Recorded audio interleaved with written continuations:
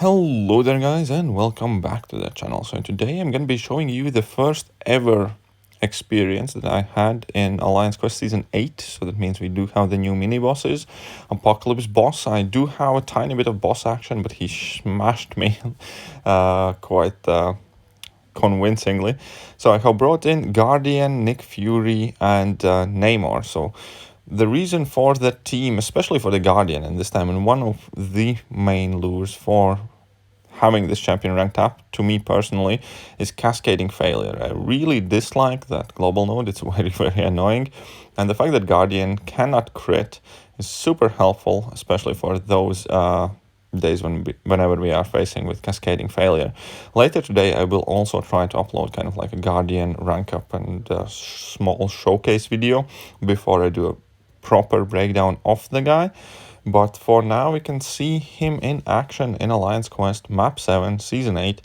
So this first set of nodes, basically I'm up against the Bane and then some additional hurdles like Oscillate or some other stuff. Next up is going to be a fight against Electro.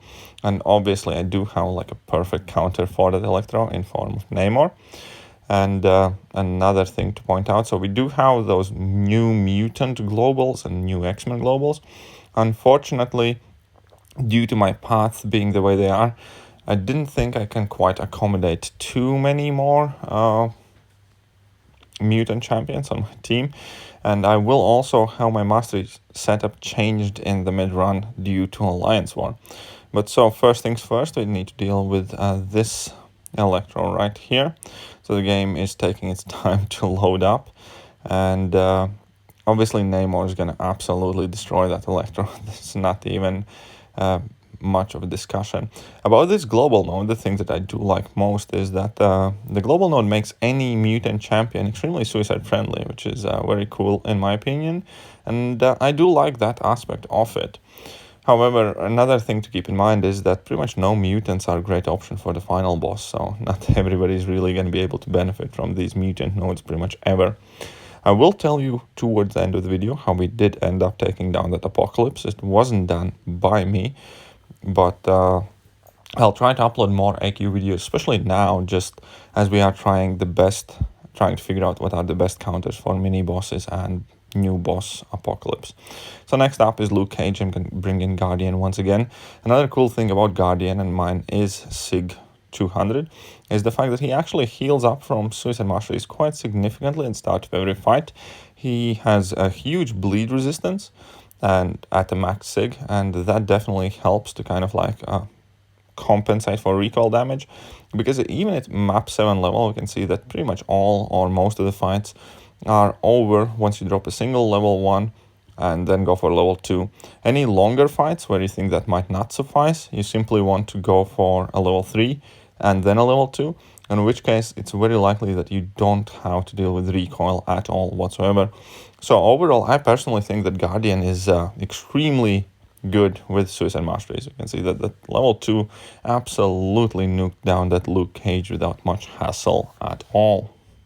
And next up, this is already going to be pretty much fighting in the next morning.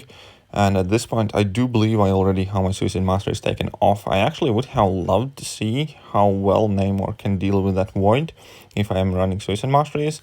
But for now, base idea is just to realize that it's counter tactics and combo party. So the longer the fight goes, the higher the opponent's attack is, and the more they hurt when they do hit you.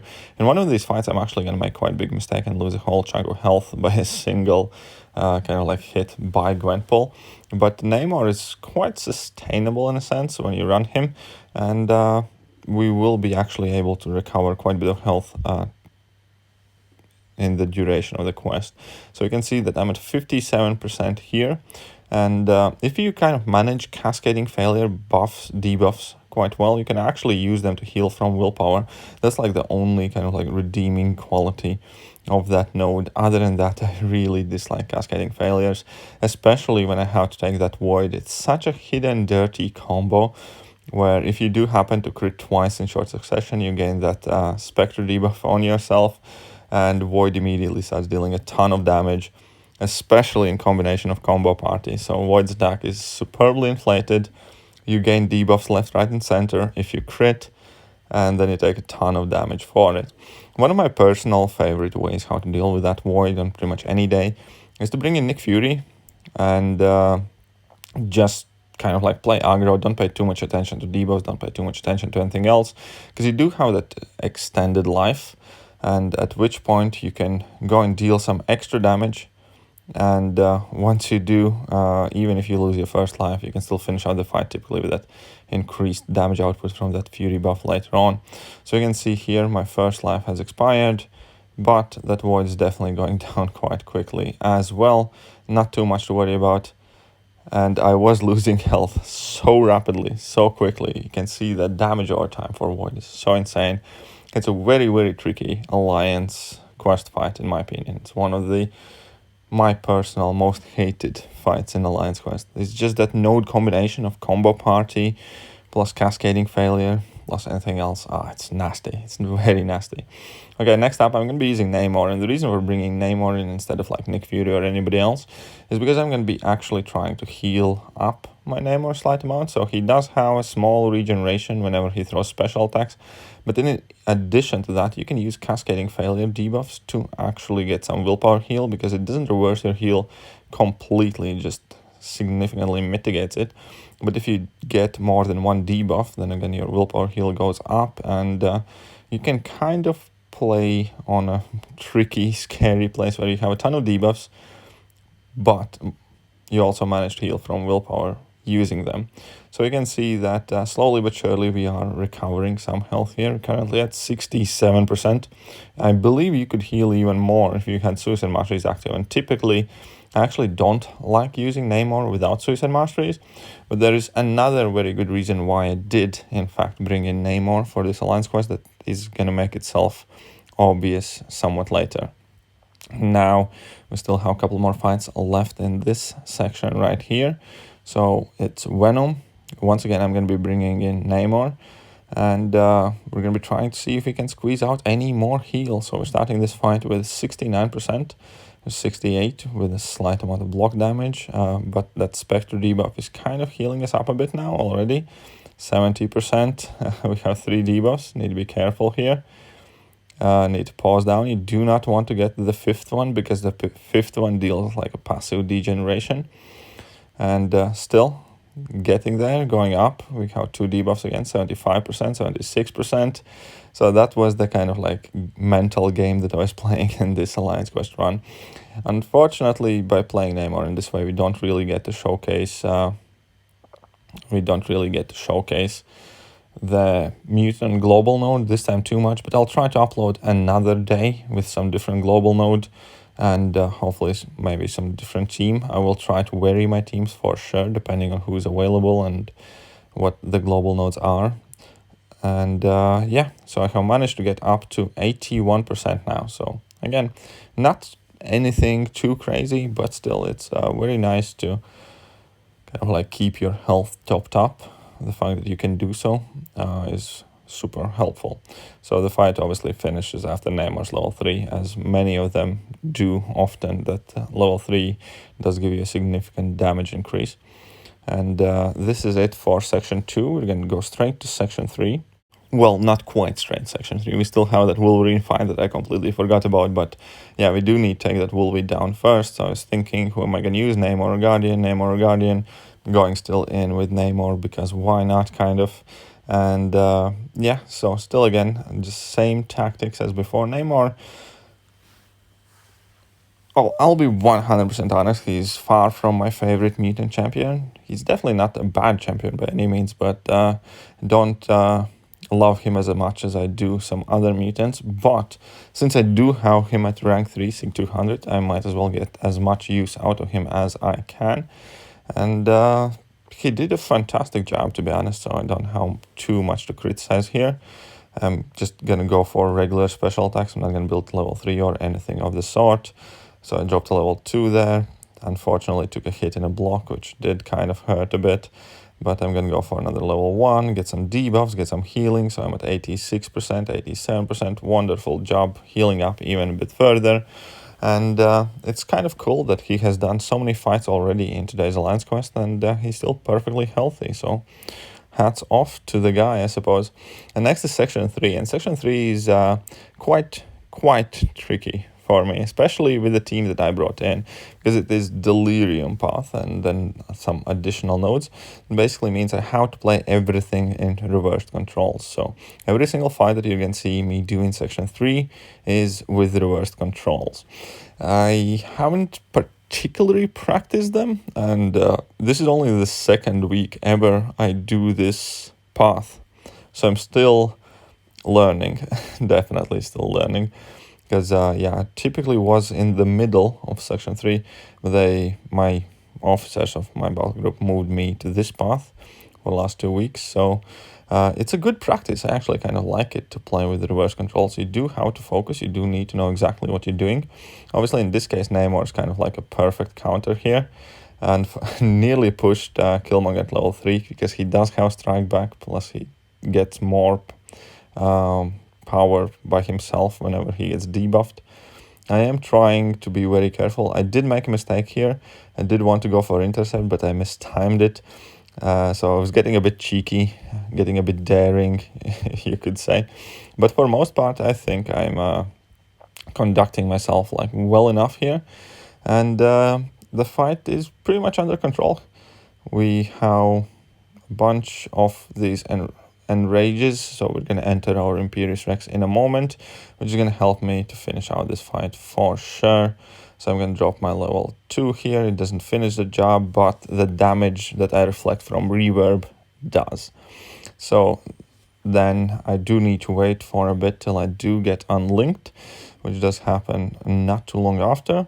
And we can go back in again and have some more reverse control action. And yeah, I must say that I enjoy that node. I know it's a hard node. I know many people hate it.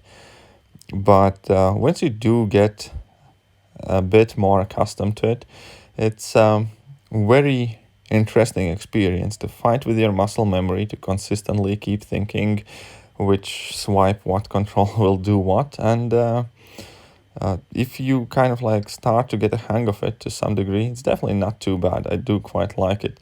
So in this case, we are also dealing with power reserve node, I believe it's called, when special attacks cost half of the amount of power.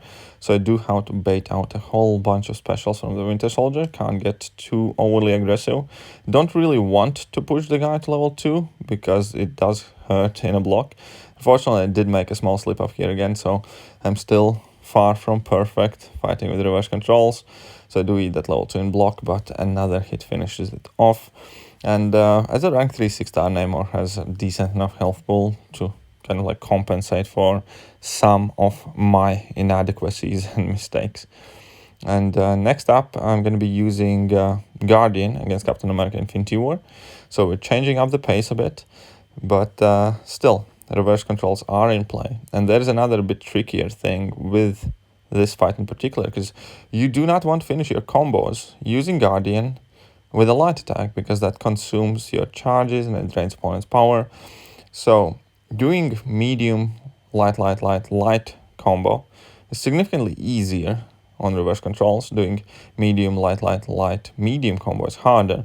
So this was kind of like another added extra bit of difficulty here. But so far, so good. We're managing for most part just fine. That level 2 unfortunately didn't finish the fight. Definitely could feel the lack of suicide damage, and plus the glancing from Captain America Infinity War. But another level 1 and the job is done. And next fight is Medusa. That's all that's left for this one. And I'm actually going to be bringing in Nick Fury, because I do think that Nick Fury probably has the best toolkit to deal with Medusa, because whenever he would get auto-blocked, he goes stun immune, and he can inflict bleed, and then you can go unblockable once you have 18 charges. And overall, I just thought that, yeah, Nick Fury would probably be the best pick for this fight. And besides, if he died, it wouldn't be a big deal, because Nick Fury isn't going to exactly do well against Apocalypse boss. And I wanted that attack bonus, right? That attack bonus increase. So now I had to wait a whole bunch, try and have a go at this Apocalypse boss. Now I haven't brought in a perfect team at all, but I do think that Guardian has a relatively decent amount of potential against Apocalypse as well, because you have a chance to perfect block the special attacks once you get that timing right, and that gives you extra bunch of power. You obviously have class advantage, and I think with some more practice, Guardian could potentially be a very, very good option for this boss. So now I'm just bringing in Nick Fury. I know he's going to go bleed immune in a moment, but I'm just trying to get in some stabs at him. And the scary bit is that heal is absolutely massive on Apocalypse. So unless you have a really crazy damage output champion, you do have to deal with that heal, which I'm not a fan of at all on Alliance Quest boss node, which in my opinion means that there might be some alliances who are attempting to do map 7 relatively early on and might get stuck on him just because of the heal, because if the boss doesn't heal, eventually you can whittle it down. If a boss has an option of healing more damage than you are dishing out, then it could be that alliance gets stuck, and I think it's just a very poor design for a boss node, and I wish they wouldn't have done with it. But here, so Namor ended up blocking Apocalypse's level 1 and got wrecked immediately. I actually thought Namor could potentially have decent chances here as well, but one thing is for clear. There has to be how to evade Apocalypse specials video coming quite soon. That's 100% on my to-do list in the next week, is to learn, go and duel Apocalypse and learn how to dex both of his special attacks. That has to happen. Right. But here, as I said, I feel if I got the timing down right, how to parry one of the first hits or even the beam connection, I think Guardian would be a perfect option. Needless to say, I didn't get my timing down. I always went and blocked too early. The delay was slightly longer, and I'm not gonna achieve much in this fight. Let's be honest. I do get clipped here as well, and that's close to the end. But all of the other things considered, our alliance just ended up using Ghost to get him down. Ghost is going to be a fantastic option. So far, that is the best recommendation I can give to everybody. Use Ghost, phase stuff, and win. But I hope you guys enjoyed today's video, and I'm going to catch you guys soon. See ya.